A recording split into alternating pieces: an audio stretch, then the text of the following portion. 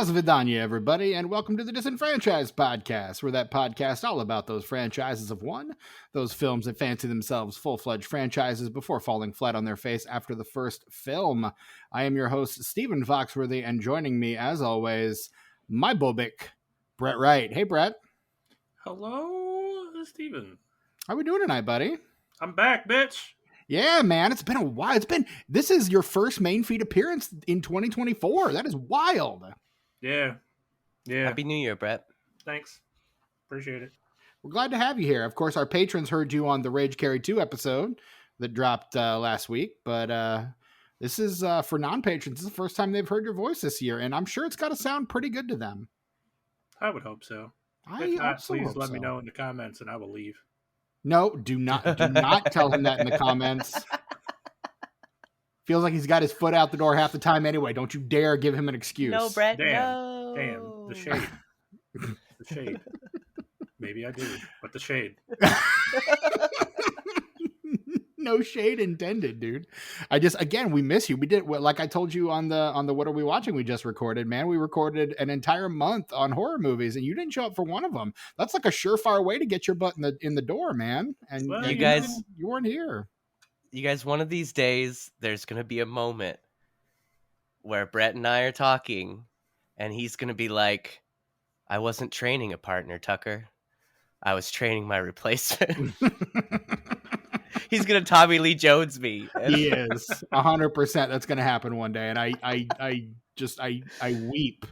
Does that make me Zed? I don't want to be Zed. Does that make me Zed? Hey, but Rip Torn's the shit. Come on, it's Rip Torn, man. That's great. I love that for you. Okay. Yeah. The only suit you'll ever wear. The last suit you'll ever wear. That's what it is. You are no longer a part of the system. You are above the system. Like a lower energy Rip Torn. Yeah. I can do low energy, man. No problem. Fuck yeah, dude. Also joining us, the guy who did show up last month, the guy who smoked like so much meth before. It's Tucker. Hey, Tucker. I would like to go on record by saying I have never smoked meth. Mm-hmm. Hi, Steven. Hi. How you doing tonight, I don't buddy? fuck with chemicals, Steven. They're scary. No, that's what that's what the dude, the Uber driver said in the car. I know, but I have to clarify. You don't. To our listeners. Look, everybody watch this movie. Everyone knows this movie. This is the internet, Steven. You can't just say stuff like that willy-nilly. Yeah, you have to cover all your bases. People will find those little... They'll get in there, dude. But yeah, I don't fuck with chemicals, man. It's like weed and mushrooms. It's really all I'll do. I guess if I didn't have adult responsibilities, I might do peyote. I can see that. Yeah. I can see you doing ayahuasca and just getting lost in the wilderness for like a month. Yeah, that would be fun. But like, I mean, I never got a chance to do that. And I don't really see me doing that now. Like I say that I have adult responsibilities. Okay. But yeah, dude. Eat a really hot pepper and wander into the desert and talk to a coyote. Talk to a coyote. You guys, we found a peyote. When I worked at Frank's Nursery and Crafts, remember the Frank's Nursery and Crafts, the cherry tree? I do, yes. Of course I do. That's the week before my 17th birthday. On my break, I went over to Lowe's and filled out my application. And as soon as I was 17, bam, in that Lowe's. But anyway, Frank's Nursery and Crafts, like the potted plants inside, they have cactuses and stuff. And we straight up, my friend Andy and I, we straight up found a peyote.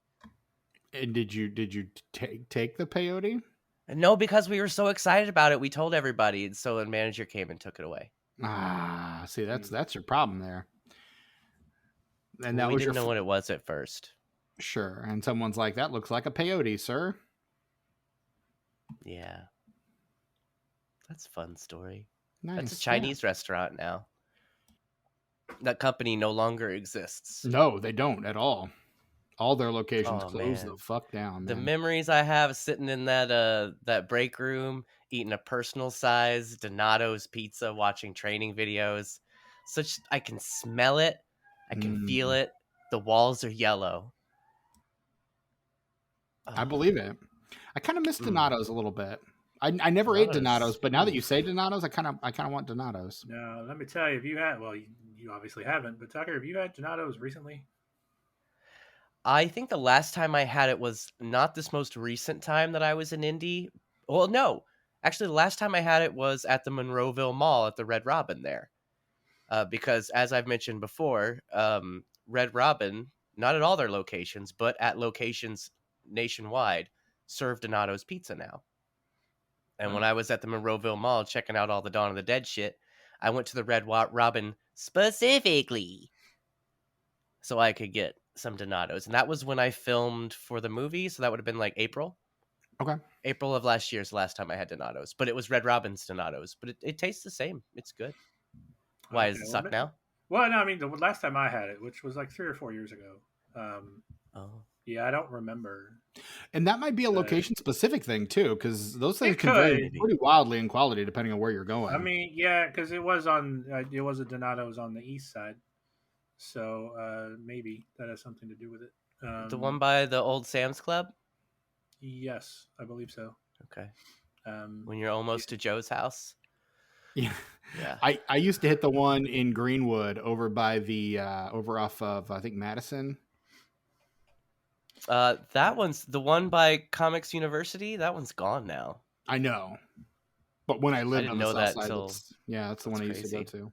Yeah, the one I used to go to all the time is right next to the Blockbuster I worked at, right down the road from my house. Yeah. Wow, what a difference. Yeah. So I ate that shit all the time, and it was great. And I'm wondering, maybe it was just a different location was not great. Yeah. But the sauce might as well just been pure red liquid sugar. It tasted disgusting. That's how I feel about Papa John's, which is why I don't fuck with Papa John's because their sauce. It's all the sauce. I'm cool with Papa John's. Papa John's is okay. They're my least favorite chain, but I'll still fuck with them. Pizza Hut's still my favorite though. Favorite chain. Sure. Favorite chain. You know, there's plenty of way better pizza than that, but my favorite chain. Yes. Pizza Hut. Yeah. Right on. Fuck yeah. It's drilled into me as a child reading books. You get that free personal pizza. You read the book, you get the pizza. Hell yeah. I was always a Noble Romans boy myself, and remain as such. I've heard modern Noble Romans is really good. I did go there. My parents took me there, I think it was the same trip last April. Mm-hmm. They took me, and I got the thin crust, and it was really good. And they were disappointed because they said I was supposed to get the deep dish because that's what was really good there. The deep dish is what you usually get at Noble. I like the hand toss as well. The thin was pretty good. The breadsticks are great. I like the location on the west side, off of 10th Street, over by Ben Davis. That is like the flagship location, and it is really good. It's got like all the old school decor. It's got like the old, the old Pizza Hut weird lampshades, the glass ones. Yep. It's got those, but they're Noble Romans. It's got like wood paneling all over everything. It's fucking great. They've still got arcade cabinets in the open area. They got a little area you can climb up and watch the people make your pizza. Like it's legit. That sounds delightful. It was one of my favorite things about going to Noble Romans as a kid is you could watch them make your pizza, and that way you knew when your pizza was coming out of the oven, so you knew when it was time to run back to the table. And of course, I've talked about the Noble Romans Pizza Monster on a very special episode of Disenfranchised once upon a time. So, oh yeah, top 5 mascots. Top 5 food mascots. Yeah, fast food mascots. Yeah. But that's not why we're here today. No, let's keep talking about not this movie. In fact, clearly we are, most of us are avoiding talking about this movie, but I want to talk about it. So, because Argylle is dropping in theaters this week. The limo driver from Die Hard? No, there's a spy thriller about a spy, a woman who writes spy novels and meets a spy and becomes embroiled in spy stuff. I don't know. It's a very spy because thing. Apparently the books she's writing are actually real, and they're like, right. How do you know all this? And she's like, I don't know. I'm just a writer. And it's hijinks ensue. And no one knows who the writer is, but based on her first book, she gets a multi-million-dollar movie deal. So everyone's assuming it's J.K. Rowling just writing under a pseudonym so that she can try to sell books after she pretty much canceled herself for her terrible views on shit. Anyway, we're not talking about Argylle. Instead, we're talking about Well, Brett, I gave you guys options, and you chose this movie, which is Damn what? it. The Spy Who Dumped Me. 2018's The Spy Who Dumped Me, written by Susanna Fogel and David Iserson, Written. directed Funny. by Fogel, Directed. and starring Tucker. Shut up. Starring. I'm gonna mute I'm you, sorry. bitch. Please go ahead. And starring Mila Kunis, Kate McKinnon, Sam Hugan. I don't know how to pronounce it. It's Scottish. Hugan. Justin Theroux, Gillian Anderson, Hassan Minaj, Ivana Sakno, Fred Melamed, Jane Curtin, Paul Reiser, Lali Adefope. What a cast. Gentlemen, what a picture. Negative. No. Yeah, you guys are really negative on this one. I thought it was fine. You guys are just a bunch of haters.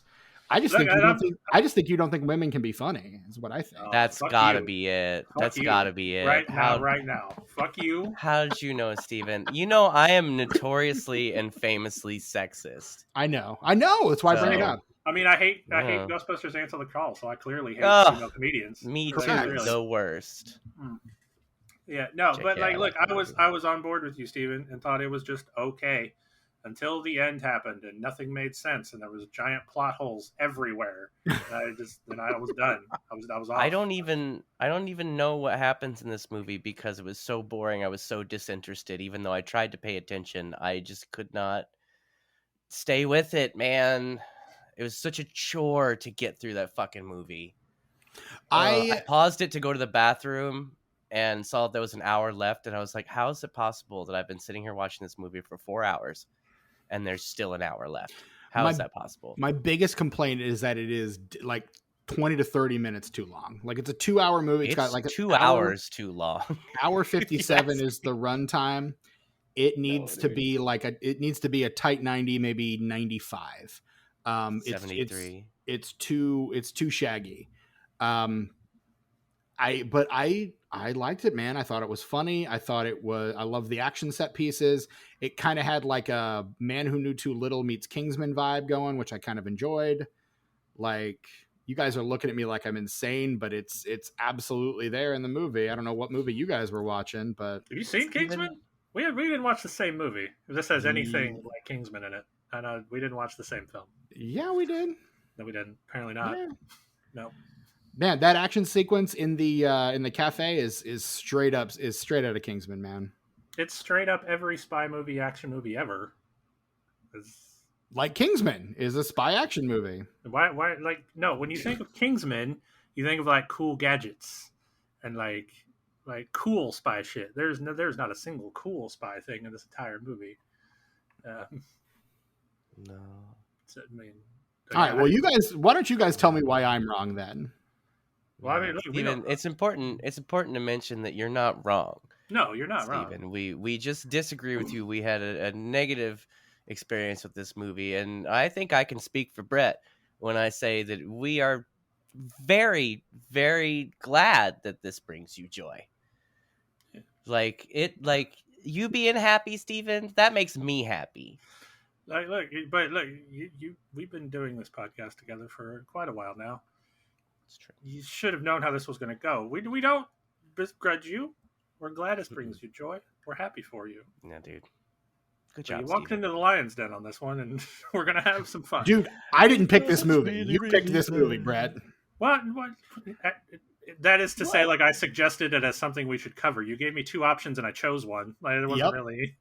Hey, I would have picked it too because, like, I wanted to see it. I just forgot about it.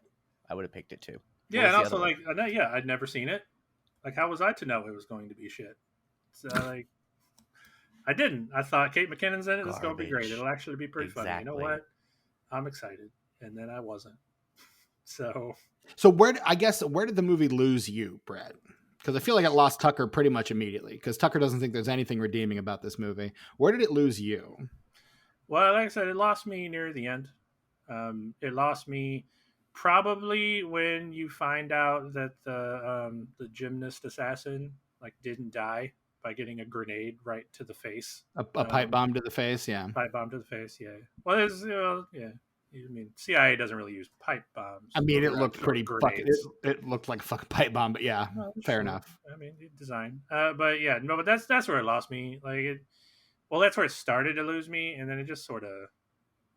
Well, and I just read that as like a Bond villain thing, like those Bond villain, like Jaws. How many times did Jaws die and kept coming back, man? Like, that's just a thing with the spy movie. It's playing on the spy tropes, man. And so I think that's maybe you've hit the nail on the head in terms of where I'm at. Is this movie tries to pay homage and use tropes from spy movies, and then just fucking falls flat on its face every time.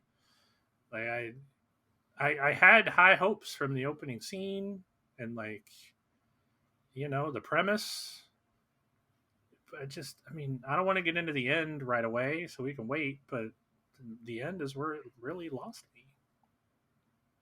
So just because none of it made sense. It was very poorly written. The director, I think, was Gus Van Santing it, just counting the money in the corner. I have better things to do. Jesus, Ben, I'm busy. There's no performance in this film that makes me feel or believe anything. This is the worst performance of everybody in this movie. Mm. Yeah, it does feel very like the performances feel flat. Like there's nothing there. The only thing, let me tell you, the only thing in this movie I liked, and it's only because I have context for it, was the scene where Kate McKinnon got to like freak out over Gillian Anderson. Right.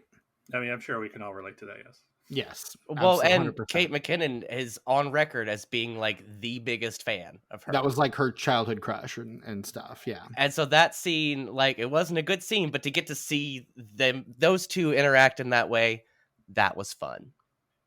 Outside of that, garbage. All garbage. Just a heaping, steaming pile of landfill garbage. Because I feel like there's lots of missed opportunities in this movie for better storytelling. And yeah. I mean, I don't know how much we want to get into it right away. We're only 18 minutes in, and we're just kind of... I mean, do we want to just go into the plot so we can get that out of the way and jump into it? I mean, I swear, if I get it this week, I'm going to be so mad because I'm going to struggle. When it's the D6 of Destiny, Brett rolls Snake Eyes more than any other number, so I think you're fine. At this point, Snake I've Eyes been gone. I've been gone. 2 dice. Been gone for a while. I feel like I'm obligated to just do it. No, you're under. No, let the D6 decide. You see what came back though, Brett? Right? Did you see? Yeah, this? No, you were talking about it on the most recent Carrie episode. I was. Yeah. We did. We flipped the coin of justice. It was. If only it had 3 sides. If only. If only. If only. Well, all right. I mean, like, if it's like, I'm more than happy to just do it because, like, I also haven't done it for a long time. I mean, if you want to do it, I will not begrudge you. If that is your desire, I will not begrudge you that. But I'm happy to let the D6 decide. Well, like, I feel obligated. Okay. I feel compelled. Okay. Like I'm just going to take this one for the team. I will put 60 seconds on the clock, and I will give you. Well, first of all, we're doing the plot in 60 seconds. That's the part of the show where we recount the plot of the film we're getting ready to watch or we're getting ready to talk about in 60 seconds or less. In this case, 2018's The Spy Who Dumped Me. I will give we usually either flip the coin of justice or roll the D6 of destiny, but Brett has opted to take one on the chin for our sins. So I put 60 Brett. seconds on the clock. I'm going to give the 30 and 10-second warnings as I always do. Brett, the time will start whenever you do. All right, this one's going off the dome, so prepare yourselves. The power of poor filmmaking compels you. All right, so there's a spy who's being chased by a bunch of other Russian spies, and he barely escapes. And then we flip over to America, where Mila Kunis' character is having a birthday party with her best friend, Kate McKinnon, and we find out that she was dating the spy that we saw in the opening scene. And then shit happens. He shows up. He's been in hiding. He's trying to smuggle something and get this trophy. It's in a trophy to the right people. So he dies. Apparently, looks like he dies to me. And he gives her the trophy. So her and Kate McKinnon go on an adventure to Europe to try to get it to the right person. The CIA gets involved. Some of them are bad. Some of them aren't. There's a whole like crime syndicate. Maybe they're Russians. There's Chinese mafia talk at some point. It gets real confusing. And then her boyfriend isn't really dead for some reason. And then everything's okay, and they destroy the drive. And that is time. Yeah, I mean, look, man, look. There's so many questions. Like, why is he alive? Why is alive? Why is a duty-free? Why is a duty-free store in the airport selling trophies? Who needs to get trophies tax-free? Who's looking for that? Who's like, oh man, I'm on an international flight. Well, time to take advantage of no taxes. Get those trophies. It's my grandson's birthday, so I've got to get the best grandson trophy. From the duty-free store. You buy liquor and cigarettes at the duty-free store at the airport. Steven, what do you mean I didn't see that coming? What the fuck? How could you see that coming? Two things. He got shot in the neck. He was dead. It's Justin Theroux, and he's fourth billed in the movie. So unless this is like a Steven Seagal executive decision situation, he's coming back. And two, he didn't have a scar. He says the magic words that make you realize he's the secret bad guy of the entire movie. Don't trust anybody. Anytime someone says that within the first half hour of the movie, they're the bad guy. Every time. It is movie fucking law. Is that real? It actually makes it worse. This goes right into my trope. Like, talking about how they're trying to use tropes that just fall flat. They do them very poorly. Yeah, if that's the case, that's so fucking poorly done. That like, because it doesn't make any sense, and B, like, how did he survive? Like, what happened? Like, it looks like he got shot in the neck. Like, how do you fake that? No scar, no wound when he shows up later. So, nothing. Like, was Kate McKinnon's boyfriend who snuck into the apartment and was like the assassin to kill him, was he working with him? But he killed him, right? The other, like, when he shot back and killed him after we got a beautiful look at his dick. Right. We sure did. A couple of them. Like, so, to quote Jim Carrey's Riddler, too many questions. Too many questions. Too many questions. Well, and again, I'm not thinking that hard about and maybe that's just I'm just able to turn my brain off and enjoy a silly comedy. But you're like, talking I'm not to turn his brain off, guy. I'm on record to say that it's like to turn my brain off and not care and not think too hard. So if I am noticing this stuff, it's bad. But see, I have to be able to turn my brain off and be entertained. That's the hook. I was entertained. I can turn my brain off and enjoy something, but there was nothing entertaining about this film for me. The worst part, the very worst part, is how do you waste Kate McKinnon that badly? She plays the most generic, boring character. Her direction was just do some Kate McKinnon stuff. What more do you need from Kate McKinnon? I mean, give her a character. She's a character actress. Well, at least she could be. All of her strongest stuff on SNL is all character shit. And I would have much rather seen a movie about the Whiskers Are We cat lady than whatever the fuck this is. I thought so wasted in this movie. Kate McKinnon was she a little bit? She was trying so hard. So hard. I thought she was nothing. I don't know. From the moment she was on the phone talking to her mom and sending her mom the dick pics that the guy in the bedroom had sent her the night before, I was on board with whatever she was bringing to the table because I just thought that was such a funny conceit. Well, and then when her parents ended up being like Jane Curtin and Paul Reiser, I was even more on board. I thought that was a bright spot of the film. Seeing them, they were funny. These guys are great. They're hilarious. The only funny thing in the movie were those two characters, And they show up like twice. Yeah, they do. But I mean, that was like the beginning of this movie shows promise, and then it just slowly nosedives over the course of the next 2 hours. I mean, I agree with you only insofar as I think this movie was really terribly paced, and again, very long. Like there are these big stretches where nothing is really happening, and it's kind of a bummer. I mean, some of the jokes don't land. I will concede some of the jokes don't land. Some of them just kind of lay there, and you're just like, what am I supposed to do with this? I don't understand what this is. Some of them go on way too long, like the circus scene. God, you could have cut almost all of that, like the Kate McKinnon trapeze shit. You could have probably cut all of that, and I'd have been fine. That would have been like a fun little thing for the DVD you could have put on there. It's a good dismount. Yeah, absolutely. I mean, not the Russian assassins. She got impaled by an anchor, but hers was great. And like, I half expected to see her at the end, like using the fame from this to propel her acting career forward, but she decides to become a spy instead. Spies. Yeah, so, well, I mean, and I guess now that I think about it, the thing on the side of the assassin's face, is that supposed to be like a James Bond reference, like trope? I think it's supposed to cover the scars on her face. Like she's dressed as a Borg from Star Trek. Why this whole like weird Borg looking thing? Yeah, on the she side was of her face Borg like for sure. Because Cirque du Soleil. Well, and she has short hair, so she looks like the one gal that's really popular for being Borg. 7 of 9? Yeah.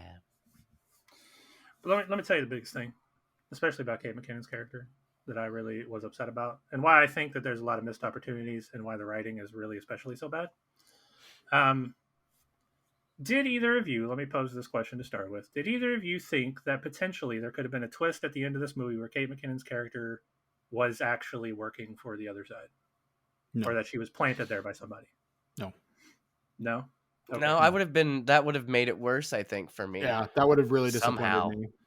Oh, how? Well, and that's because that's the way the movie went. But like didn't go. Like the movie went in a direction that disproved that eventually, and so the current movie we had would have been made worse had that been the case. What I'm saying is they could have done this movie better had they maybe played into this a little bit more, because there's two things in particular that made me think this. They draw attention in the car ride to the airport. They draw, like, there's a line where she says, yeah, like the Russian mob putting us together as friends, you know, that line. It's just like a throwaway line. And like it's played in a way that comes off as like that's supposed to be an important line. Like, haha, they would, you know, the Russian mob putting us together as friends. Like that doesn't make any sense. Haha. And then later, when it's kind of a big deal, that Kate McKinnon's character has always wanted to act and is a very good actor. Like it's kind of a central part of her character. And she's like trained on the trapeze. Like, yeah, dude. I feel like it clearly wasn't intentional for any of that to connect together, but no, I see it now though. But you turned your brain off. No, according to the director, she wanted to make a movie where the female relationships were strong and consistent. Like there wasn't this like sniping, backbiting. There wasn't the Mean Girls thing, the thing where there's got to be a huge misunderstanding halfway through and they break up and have to come together. She didn't want any of that. And so that's what the relationship between Kate McKinnon and Mila Kunis is supposed to be, is this very strong female friendship. And that's why it remains the way that it does throughout the film. And I think in that respect, it's fairly successful. Like, because me personally, I didn't doubt that these two were friends the entire time. Like, if anything solidified that for me, it was the torture scene that really kind of, because when they start telling the assassin various things about each other, like, oh yeah, you did this and you did this and she did that, like that kind of really bonded them together in my mind. Now, I expected that to be close to the end of the movie because that felt like a really good climactic scene toward the end. And then we still have another half hour to go, which is, again, what I think is one of the major failings of the movie, is just how fucking long it is. But I thought that their relationship, was very well executed throughout, personally. I I could see from the performances in this film, I could see Kate McKinnon and Mila Kunis being friends in real life. But to me, they do not play off of each other very well.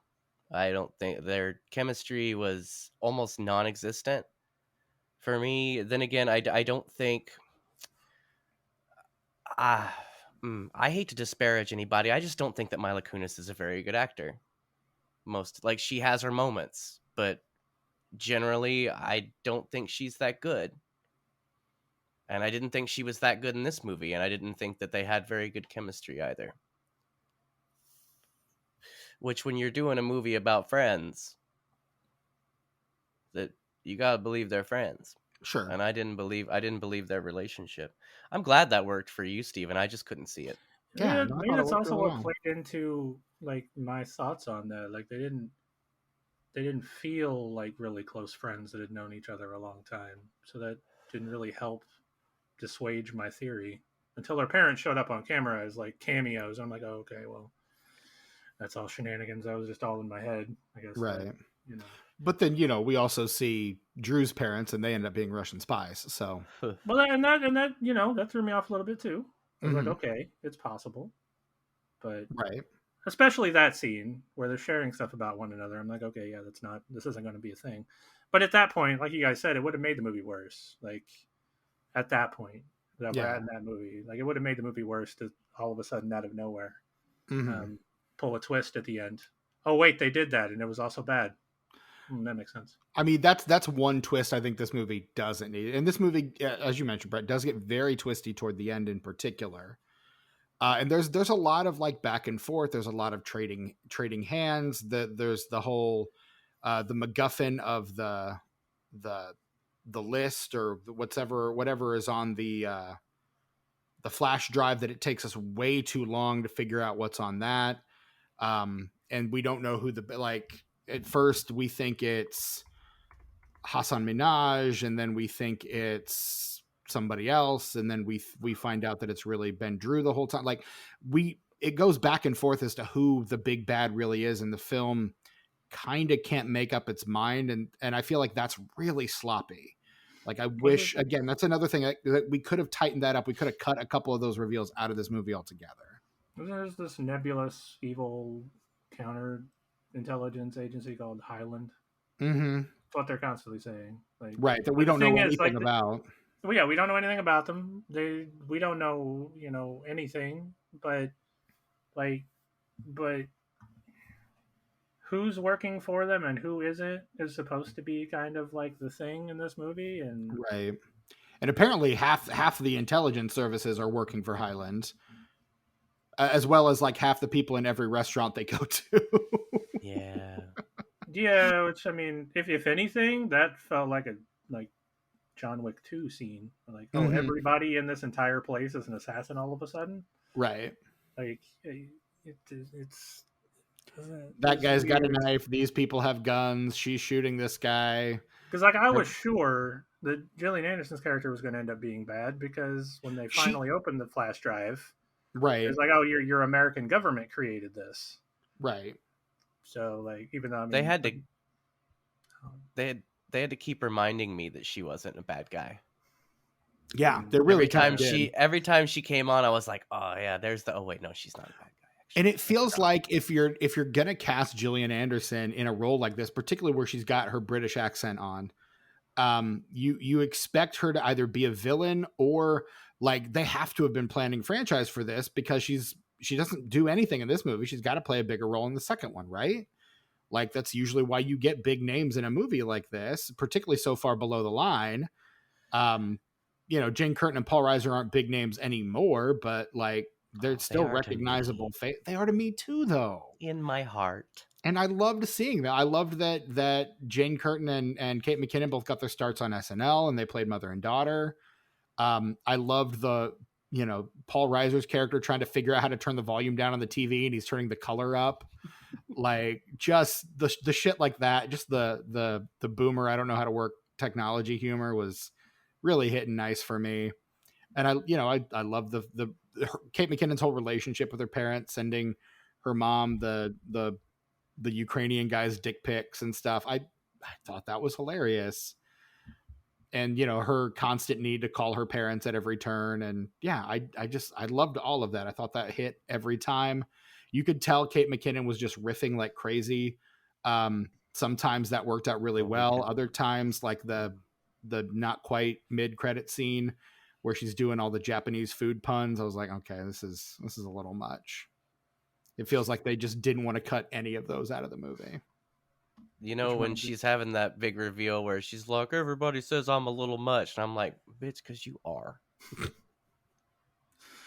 A lot much, actually. I felt like that arc for her character also didn't feel like it had any weight to it like they wanted it to. Mm-hmm. Because, she doesn't seem like the kind of person who would give a shit. Right. Yeah. It's like the whole point of her character. Who fucking cares what anybody else thinks? Yeah. But that did remind me, talking about calling her parents all the time, that was another point where I was like, is she, like, they were doing like a Jar Jar Binks thing. I was thinking, like, she's acting stupid, but like they were supposed to be in hiding and not calling anybody or talking to anybody, and like, oh, she accidentally called her parents because that's what she always does, isn't that? Because she's so wacky. Yeah, like that seemed like, okay, she was trying to get somebody on their tail, but like again, it's just the bad writing wearing you know, rearing its head, like just bad. Yeah. Because her talking to her parents all the time is not like a constant through line. There's large stretches of the film where that's not even a thing. Sure. Like, so you kind of forget that it's a thing between that joke on the pier and like the last time she talked about it is at least an hour, 45 minutes. Like, well, with as long as this movie is, yeah. So again, this movie needs to be again 90-95, somewhere in that range, not hour 57. That's too long of a movie. Agreed.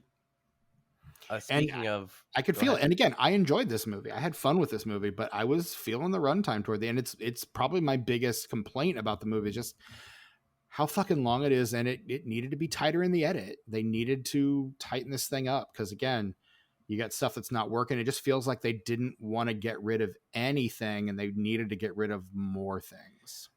Well, and it's funny because, like, with a movie that's 2 hours long, you think you'd get some character development for anybody.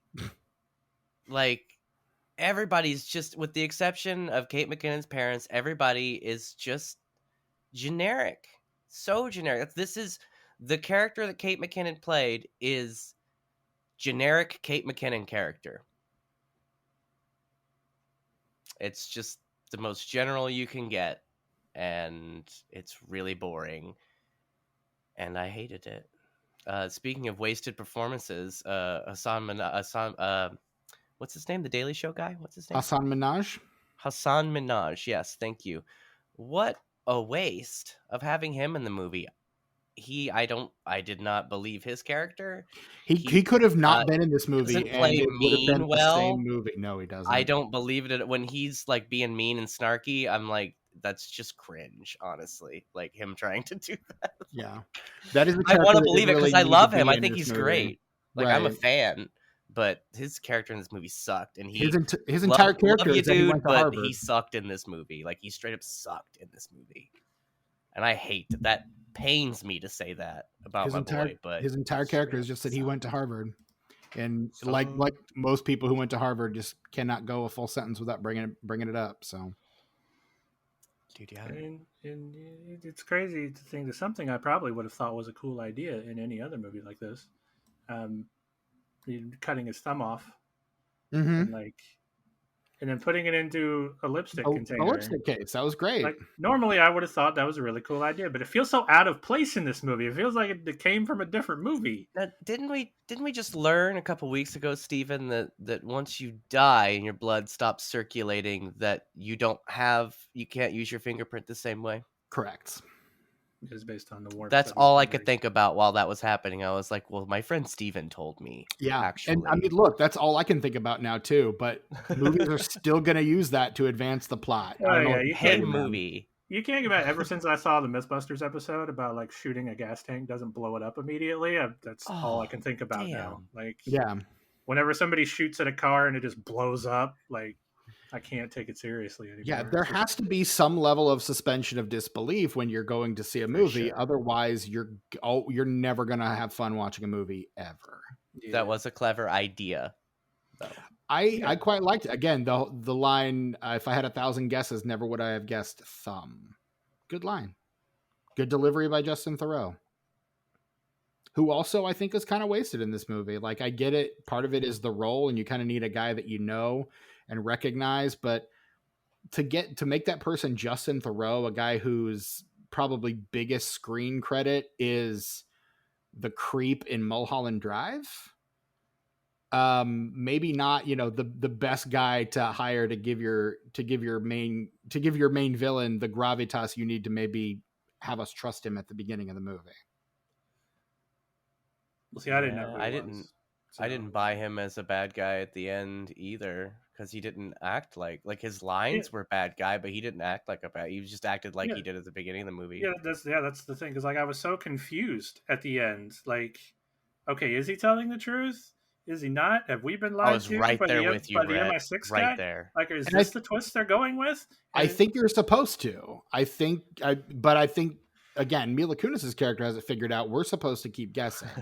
Character. Well, but that's the thing though. Like, we in a twist like that, we should know. Like but his character dies, and I'm still going. Was he the bad guy? It wasn't clear. Yeah, he was the bad guy. However you say so. Honestly, I still don't know. Like, so the impression that I got is he was working with the couple that were playing his parents, and he set up this elaborate thing to get basically to lay low long enough so that he could get Mila Kunis to deliver. So I think he faked his death, and I think the Ukrainian guy was there to help him do that.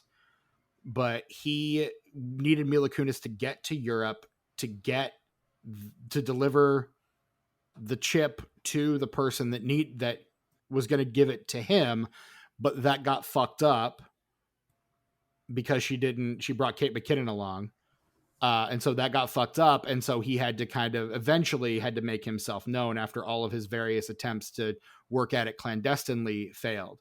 And the fact that they were using, like, anytime he was talking to the assassin girl, every time he was talking to her, there was like a voice chip over it, like a voice modulator. I was like, okay, well, this is someone that we recognize in the movie. And the first time we see him do that is like maybe a half an hour in. So I'm like, okay, who have we met at this point that it could be?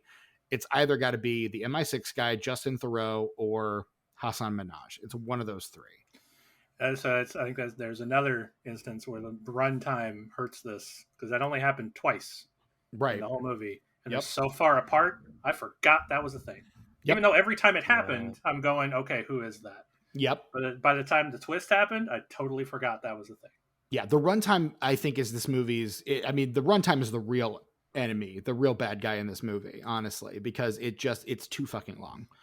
And I think I was entertained by this. You guys, I know, were not. I had a fun time. I liked watching this movie. I enjoyed it. Is it the best movie I've ever seen? No. I mean, is it one I'm going to watch repeatedly? Probably not. If it was on TV on like a Sunday afternoon, would I watch it? Maybe. Like this kind of feels like a Sunday afternoon, like take a nap while you're watching it, or like, if you're hungover on a weekend and you kind of need something you can put on and not really pay a lot of attention to. Like, this feels like the kind of movie you can do that to. Just watch it, wake up, watch the car chase scene, fall asleep, wake up, watch the circus scene, fall asleep. Like, you don't really need to pay too much attention if you're not that invested. But no, the runtime on this absolutely hamstrings this thing. And it just feels like a case of them not wanting to cut things out. It feels like no one was really able to kill their darlings in this one. Well, I can honestly say that if the pacing in this were better, if this were a much tighter movie, I might go as far as being indifferent to it. But the fact that it's just the perfect storm of shit, and the pacing is the biggest part of that storm. It just kills the whole fucking thing for me, unfortunately. It looks like they had a lot of fun making it too. Yeah. So like, good for them, dude. Anytime you can have a good time and get paid, fuck And yeah, they got to film most of this in Budapest, which is dude. They got to go to some rad spots. like you don't see. I love that they're filming on location because that's something you almost never see big budget films do anymore. Respect. Is actually go somewhere and film on a location somewhere because it's easier to get all the lighting and shit that you want in a studio in front of a green screen. So we'll just do that. But just like Toronto, fills in for just about every North American city. Vancouver. Yeah. Budapest fills in for every European city. So like everywhere they go, like Berlin, Vienna, it's all Budapest. Everywhere is Budapest. And then they did, I think, film like some pickup stuff in Amsterdam, but pretty much everything else was Budapest. Steven, this is a family podcast. Amsterdam, I think is what you meant to say. Let's keep it clean, guys. Keep it clean. No, we've got an explicit tag on this podcast, and we've earned it. Oh yeah, I keep forgetting to turn that on. Hamster fuck. Yeah. Gosh fucking darn it, Brett. My bad. Sorry, guys. Sorry. When I was younger, and growing up as I did in a very conservative household, I was singing the song Constantinople by They Might Be Giants. Yeah. And my little cousin was in the room with me while I was singing it. She goes, "That song had a swear in it." I was like, "No, it didn't." She's like, "Yeah, they said the D word." I was like, "No, honey, they were saying Amsterdam. That's the name of a place. It's not a swear." And she's like, "Oh." Yeah, she didn't on the line. On the line, yeah. That sort of means they didn't believe you. I don't care. It's fine. I know the truth, and eventually she learned the truth as well. Just she was like 5. She figured it out. Yeah. No, I just actively hate children. So yeah, I mean, she's. I was a kid too. I was like in middle school, but now she's like all grown up and married now, has a family of her own. She's good people. I miss her. Good for her. Yeah. Yeah. She doesn't listen to this podcast though. You know who does listen to this podcast, you guys? Can we dip into the mailbag real quick since there's no like real place that we normally do this? We normally do it at the end of the episode, but okay. I mean, it's pretty late. We're getting there. No, JK, we can talk about this as long as you want, Steven, but don't let me forget we'll do. No, I literally, I have it pulled up. It's okay, good. I've got it in a tab on my computer. Sorry for spoilers. Sorry. Yeah, we actually got mail this week. Mailbags won't be lit. I'm just saying. We have one. Yeah. Yeah. She's on fire. Mail, it never fails. Makes me want to wag my tail. Yeah, dude. What do you want to what do you want to do when it comes, Brett? Shout mail. Fantastic. And there it is, folks. Yeah. He is available for children's parties, as is Tucker, actually. So, Brett, I Hate Kids Right, available for children's parties. Ungrateful little yuppie larva. My partner and I have taken to calling them damn wiener kids. Anytime we see anyone teenage or younger, they're just damn wiener kids. Because they come from somebody's wiener? No, it's a line from The Simpsons. Typical. From one of the seasons you actually like, so I don't know why you're being a bitch about it. I'm not. I'm just quoting Ghostbusters. Fuck off. Let me be Annie Potts for like 5 seconds. Jesus. I will never let you be Annie Potts. Damn. How dare you? Damn. How dare you stood where she... How dare you stood where she stood? Whatever, you guys suck. You've not earned what Annie Potts has earned. Hey, man, so you guys, I approve of your want to be Annie Potts. Thank you very much. Thank you. I watched a lot of Designing Women as a kid, so I'm no slouch when it comes to Annie Potts. All right. No, we love Annie. We are pro Annie Potts podcast. And look, Annie Potts in Ghostbusters 2. Look, there's a reason I love redheads. Okay. So what Brett is saying is she could get it. What Brett's saying is, who are you going to call? That's what Brett's saying. What Brett is saying is, we got one! No, we're not going to leave. He is. Fucking A, you guys. Good old Annie Potts. We have reached the part of the show where we're just quoting Ghostbusters. Yep. I'm back. I'm back, bitches. Yay! But hey, you guys Designing Women fan? You like that shit? Delta Burke and I watched some of Gene it. Smart. I caught it every once in a while, yeah. Meshach Taylor. I was going to say, I'm a big Meshach Taylor fan. I think Meshach Taylor is awesome. Speaking of him, he was really great in Dave's World as well with Harry Anderson and Shadow Steven from Hollywood Squares. Meshach Taylor also in the Mannequin films. The only character that comes back from Mannequin 2, actually. Mm-hmm. He's dead, actually, and it's really sad. Yeah, he passed away several years ago, yeah. He wasn't very old, and I really loved him, and it made me sad when he had died. Same. No, Meshach Taylor was a phenomenal actor. I will pour some out for him later tonight. Yeah. Yeah, Meshach Taylor. Designing Women. Yeah, man. Yeah. Sorry, I really like that show. If you guys didn't grow up on it, then it probably doesn't hold up. So I don't know if I can recommend it to anyone. I didn't really grow up with. Again, I watched it from time to time, but it wasn't like appointment viewing at my house. And honestly, if it was, my parents would have probably made me go to bed before it was on because, again, very conservative upbringing. So it's a good, like, if you could do an hour block of that and Mama's Family, you're gonna make all the money. Because my parents were Carol Burnett fans, Mama's Family was appointment viewing growing up. Dude. So yeah, me too. I still love me some Mama's Family. Both versions, with Carol Burnett and without, like, they're both really great. Yeah, fucking Vicki Lawrence, dude. She's on Instagram. Hit her up. Yeah, man. I the night the lights went out in Georgia. Fucking I have that 45. That's the version I sing in karaoke. Yeah, man. Why would you sing any other? Do other versions of that song exist? I don't want to know about them. Well, Reba did a cover of it. Reba's hard for me to do, though, so much so that if I do Fancy, it's the Bobby Gentry version. Like, I can't fuck with Reba. Is it like too high? Is it out of your register? Or yeah, she does. You know those parts where she projects like really fast and really high.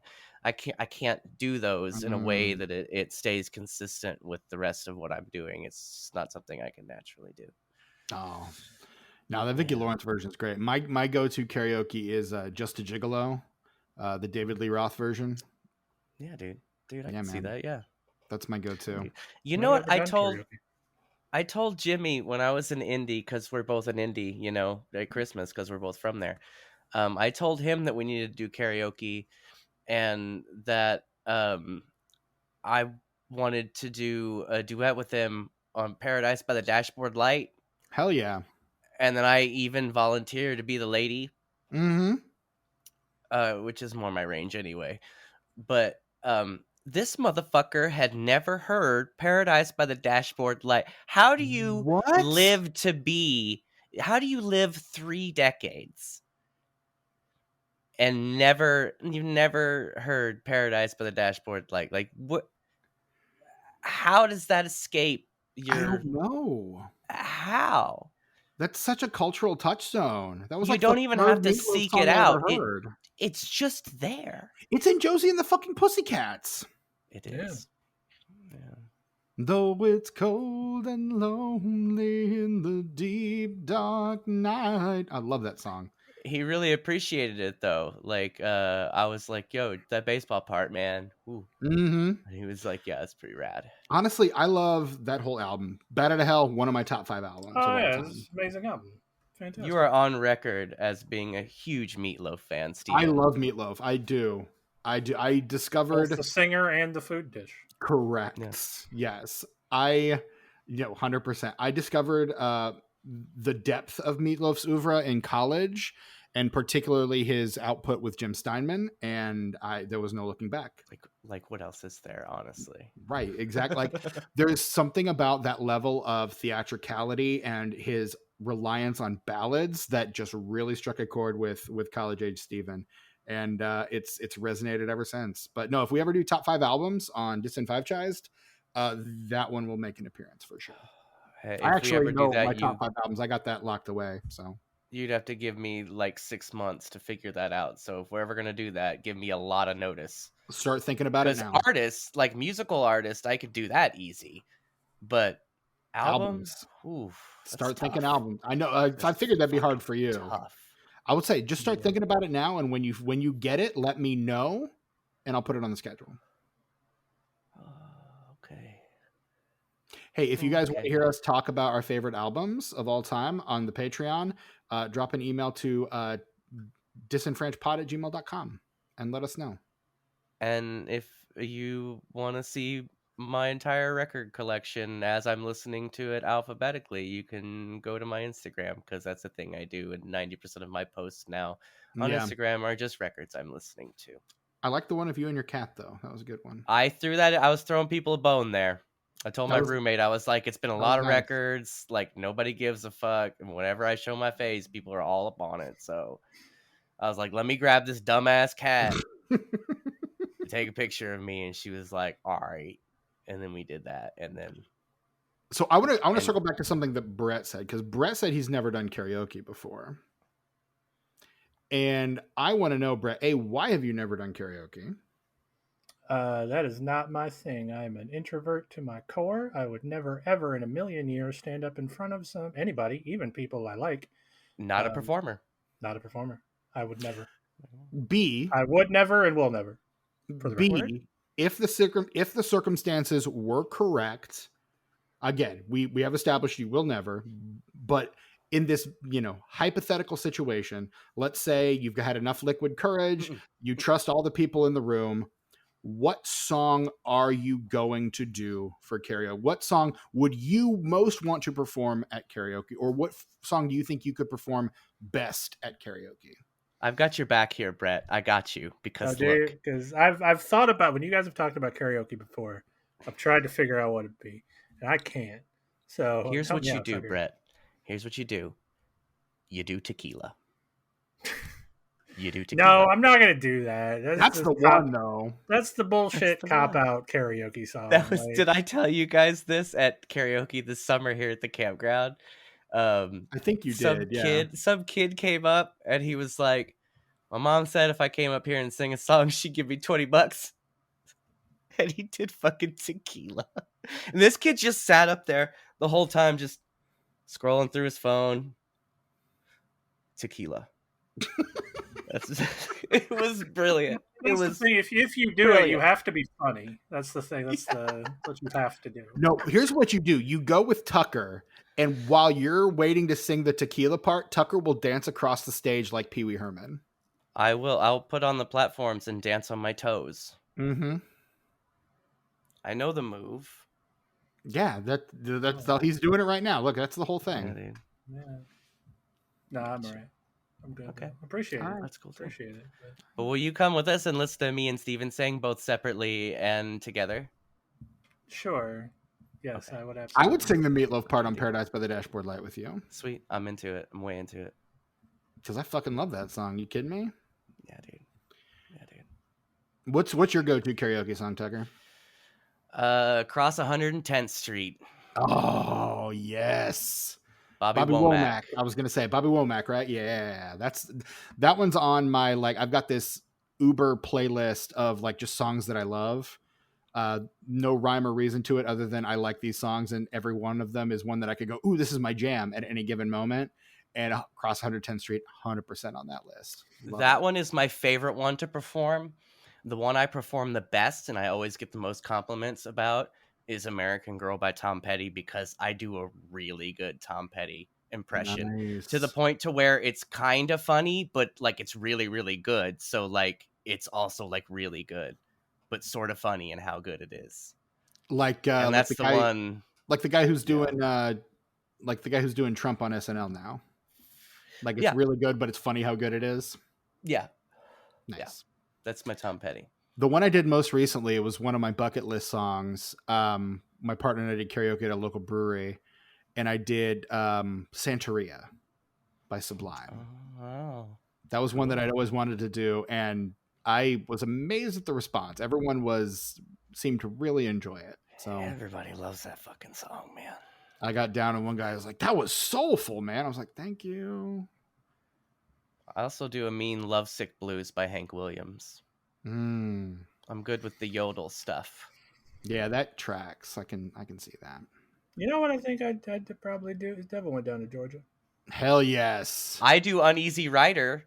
It's hard though because they do the F slur in that, and I struggle to figure out what to say instead. And sometimes I'm really drunk and I forget and accidentally say it. So that's not good. But Devil Went Down to Georgia, Brett. Yes, people do that all the time, and they fuck it up because they have no rhythm. Brett, I think you can do it. You can do it, man. You can do it. Yeah, man. I don't know. I don't know. Maybe I just have really good rhythm, but I don't know how you could fuck up that rhythm. Right? Well, it's fast. It's fast.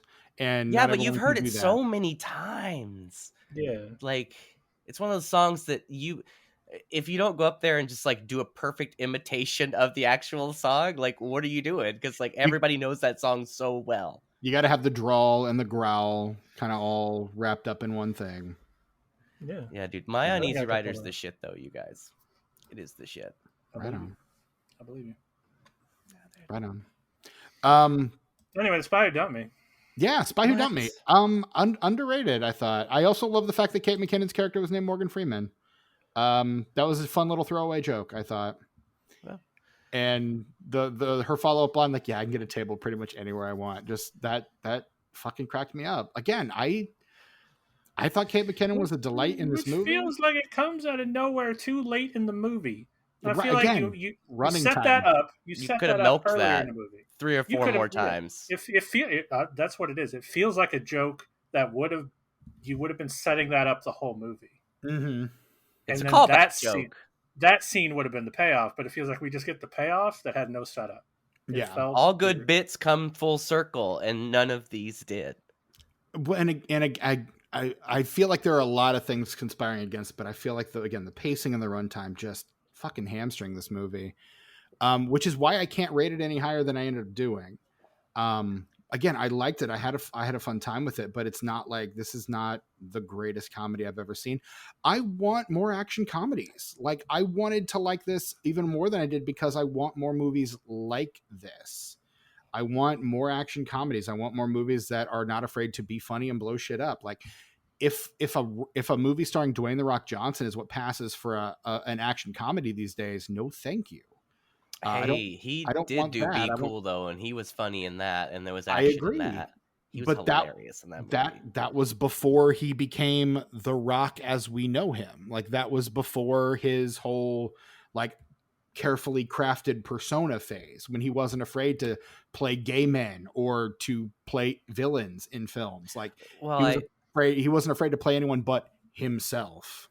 I actually read an article this week where Dwayne Johnson said that he wants to be more of an actor now, which it would make sense that he would want to start a new chapter in his life, considering he hasn't been doing very well at the box office. I was going to say how actively his last one kind of fizzled. Yeah. And hey, I don't care the reason. I'm here for it.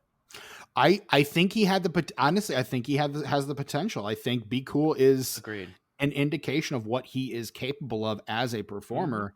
He's just never really wanted to exercise it. He'd rather be a mogul. He'd rather be a brand.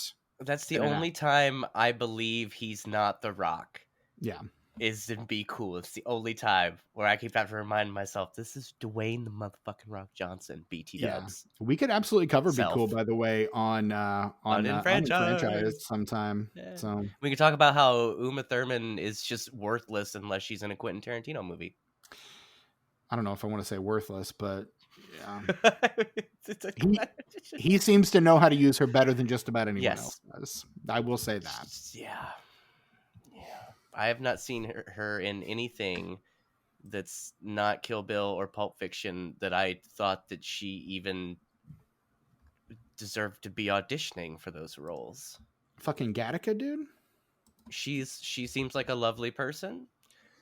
But I'm just saying I don't think she's a very good actor. How dare you? Fucking Gattaca, Sorry. though, dude. How dare you besmirch the good name of Batman and Robin? Get the fuck out of here. Sorry. She knew what movie she was in, but she still sucked in that movie. But fucking Gattaca, dude. I don't know about no Gattaca, dude. Maybe you should give a fuck about Gattaca, though. Maybe. Straight up maybe. Straight up do, son. Maybe. Anyway, The Spy Who Dumped Me came out August 3rd, 2018. It opened at number 3 at the box office, earning $12.1 million on its way to 33.6 domestic, another 45.4 international, for about a 79 million worldwide box office. So, and that's off of a $40 million budget. So it made back its initial budget, but again, after advertising and marketing and everything else, it did not break even the way it should have. It opens at number 3 in the number 1 spot. The at the time most recent entry in Tucker's favorite franchise, Mission: Impossible - Fallout. Steven's being silly. I am being silly. You were just talking about how you watched Dead Reckoning on What Are We Watching, though? So hey, man, they're all at least watchable. The first 2 are fantastic. The first one is like, I think the second one might be one of my least favorite, but I think the first I like it because it's the exact opposite of the first one. Yeah. Exact opposite, and I love it. It's John Woo doing John Woo shit, though. Yes. And that's that. And I wish the series would have gone on like that. You know, you get an auteur director to come in and put their stamp on the franchise. How rad would that be if we got consistently different movies like the first 2 are? They did that. They tried to do that, but the third auteur they brought in was J.J. Abrams. The fourth one was Brad Bird, and then after that, it was just the Macquarie Show, because he was the one. He was the one who stuck by Tom Hanks or Tom Cruise rather, when they were trying to get rid of Tom Cruise from that franchise. So that's why. In second place opening this week also is Christopher Robin. What If Ewan McGregor was Christopher Robin? Hey, do you guys remember that movie where the things had changed and what was the movie? The Flash, right? And Eric Stoltz was in Back to the Future. Right. What if? What was the movie we were just talking about? Somebody call the Watcher, because what if? Christopher Robin? No, the one before that. Mission Impossible Fallout?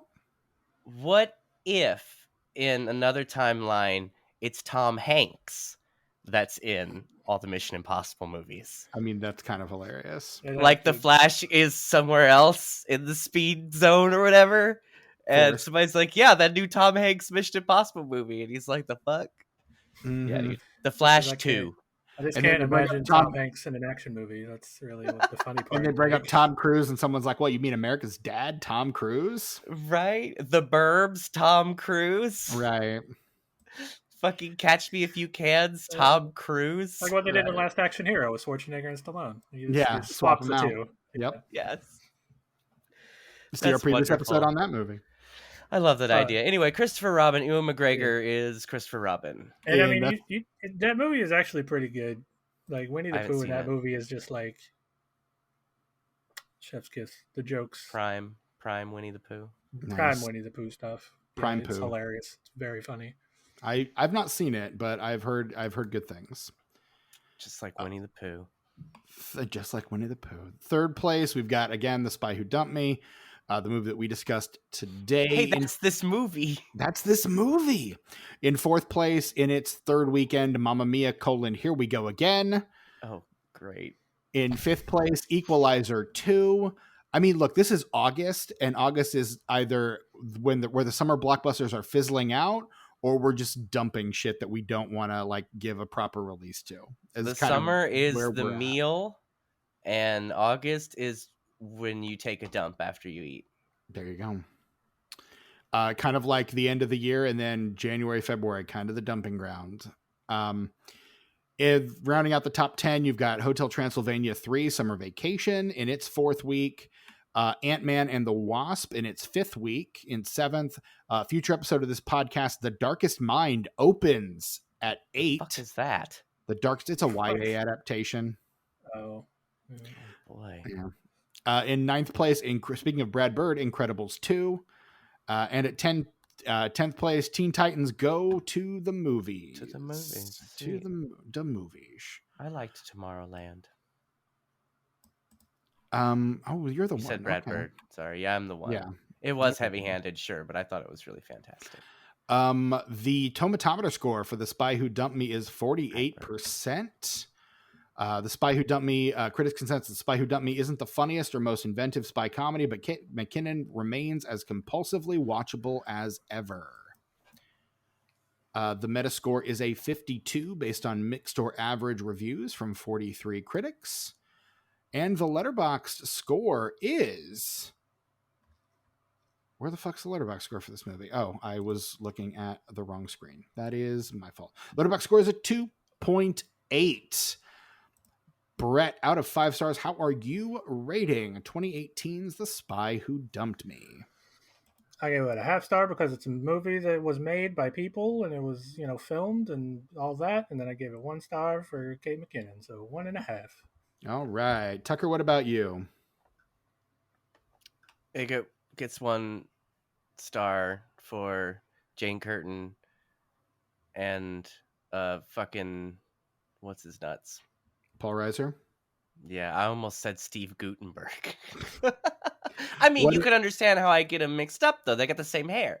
Okay, but what if Paul Reiser was in the Police Academy movies, and Steve Guttenberg was in Mad About You? Yes, The Flash 3.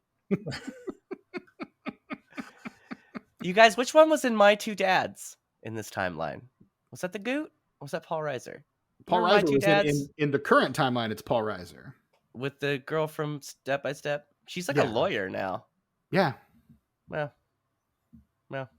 So 1 star. Sitcoms, and she was like, "Yeah, no thanks." Yeah, 1 star because it's garbage, utter garbage. Whereas I gave it a 2.5. I liked it. It's a 2.5 for me. So that's fair, sure. I love that for you, Steven. I do too. Truly do. It's great for all of us, really. And if it's great for us, it's great for the economy. It's just all the way around. It's good. It's a good thing. Yeah. The environment is healing because of this. Exactly. Let's bring it all together. Many people are saying this. A lot of people are saying it. Before we move into the socials, as Tucker teased earlier in the episode, we do have some mail from a listener. Do you want to read it, Tucker, or would you like me to do so? I have it pulled up here. As do I. But I had it pulled up first, so I think I get to read it. Unless you want to read it, and then we can flip the coin of justice. Unless Brett also wants to read it, then we could roll the die. No.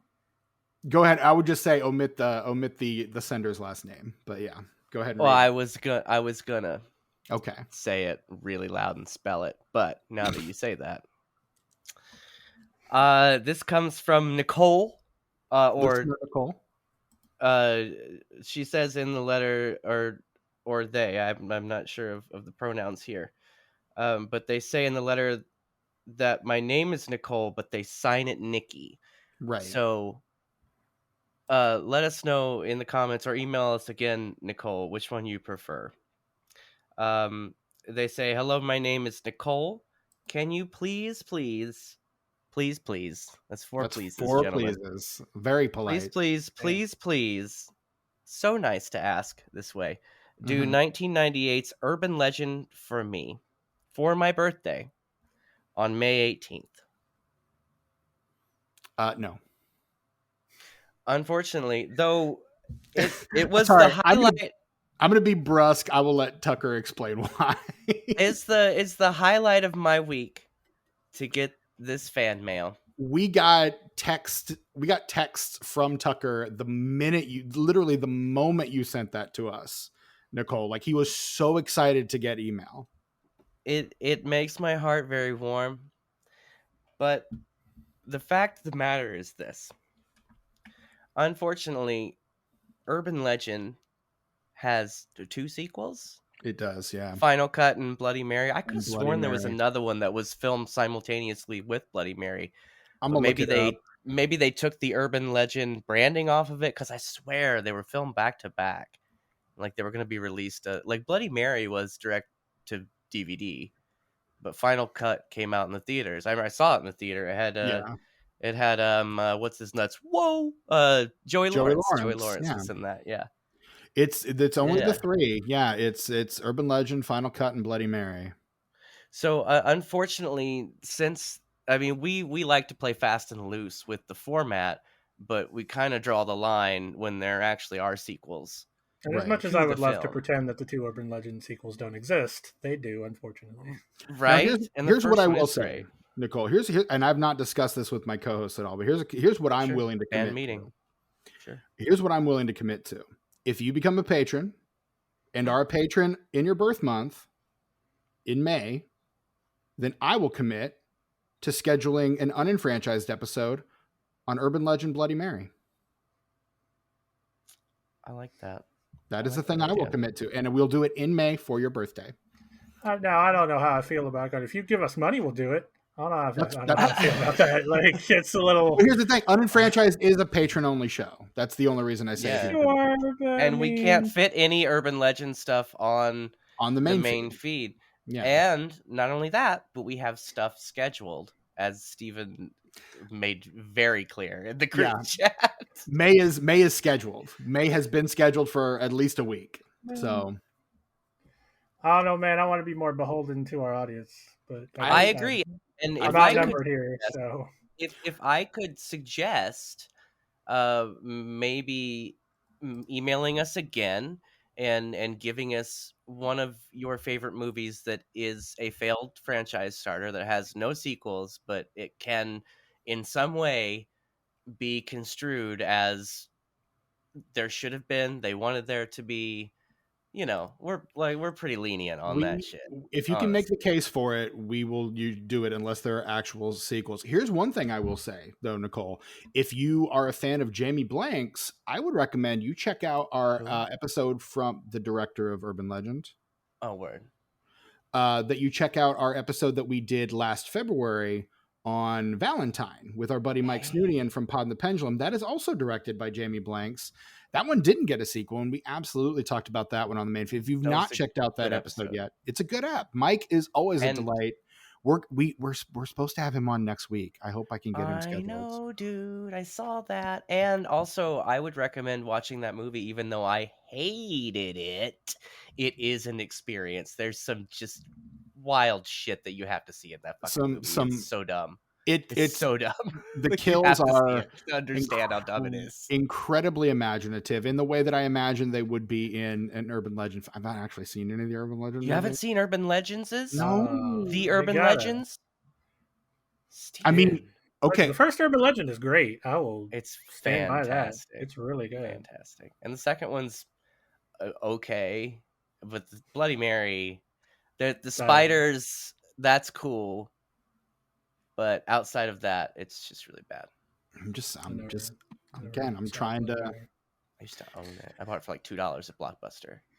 I was gonna say either that or you got the code from a buddy of yours that used to work at the video store. But yeah. So my suggestion, fellas, would have been we start a new main feed show. It's just about fan mail, and we cover a movie that a fan wants us to cover. Well, I mean, format. We usually do that, but usually it falls within the format, though. Well, like we've actually got a few of those coming up in the next couple of months. That's true. We've got one coming up. Actually, we've got one coming up later this month and one coming up next month. So we've got literally 2 on the schedule. Nicole, let the record show that I tried.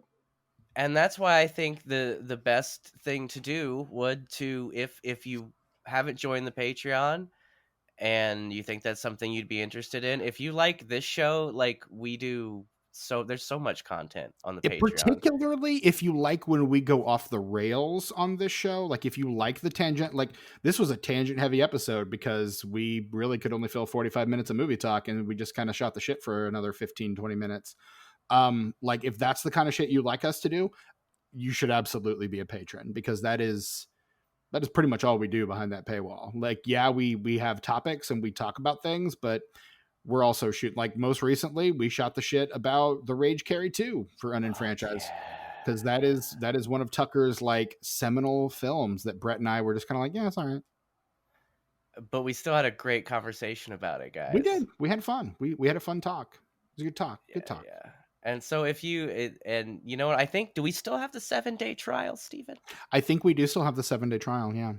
I'd say check that out. Check that out. And if it's within your budget and it seems like something you'd like, it's just, I mean, for what you're paying, it's so little for what you get.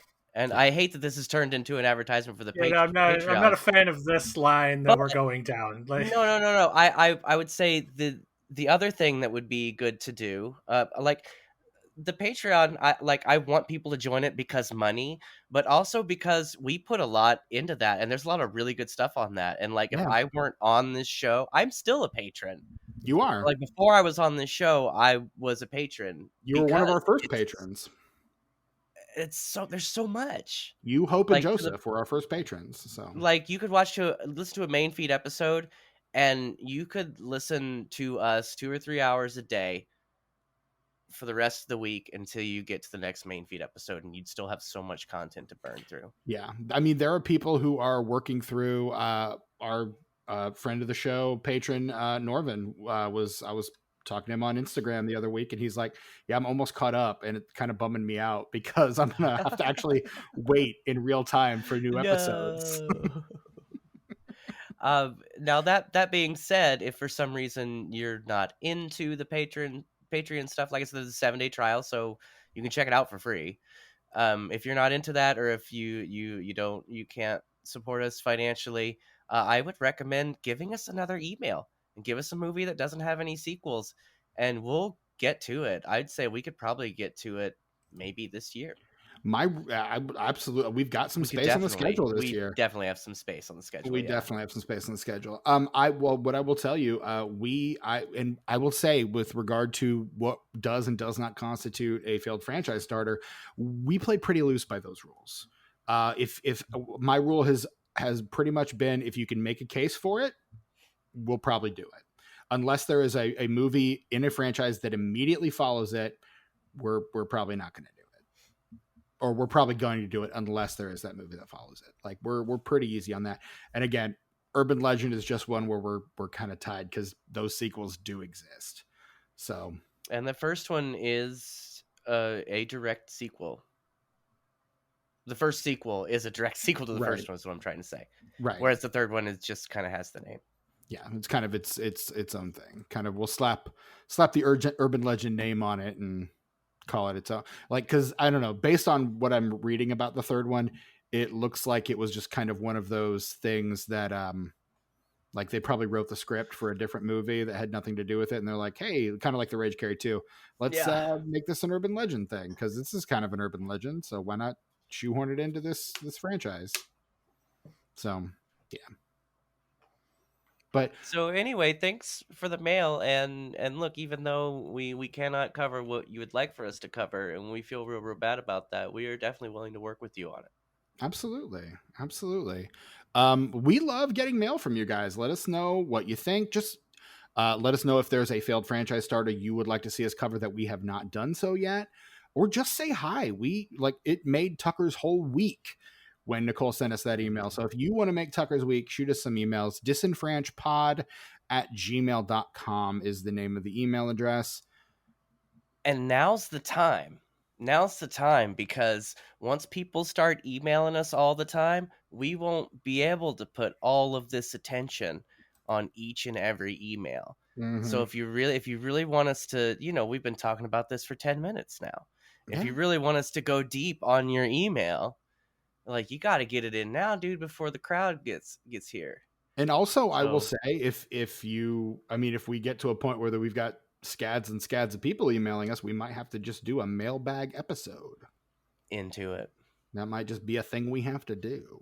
And I don't know if we put that on the main feed or behind the paywall. I don't know. I don't know. Band meeting. I vote for main feed, but not on a Thursday. But band meeting at some point. Okay. We can discuss. If it ever gets to be an issue, we can have that conversation. Right now, it's not that issue. Oh, it will be at some point. I hope so. I hope that is the case. I do. But anyway, shoot us an email, disenfranchpod@gmail.com. Join the Patreon, patreon.com/disenfranchpod. $5 a month gets you access to days of content, like just so many podcasts that we've recorded. You've got commentaries, unenfranchised, disenfranchised, Upsal Video Game Corner, Upsal Christianity Corner, weekly episodes of What Are We Watching? Like it's an embarrassment of riches, particularly if you like us being silly. So check that out, patreon.com/disenfranchpod. We surely are.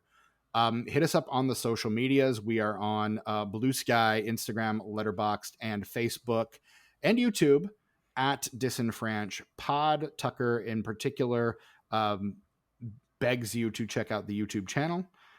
Subscribe, like, and share those videos with your friends. How are we doing on getting onto YouTube Music? Ha ha ha ha! Working on it. Ha ha ha ha. Right on. That's what you said last week. I'm sorry, Google Podcast people. I really am working on it.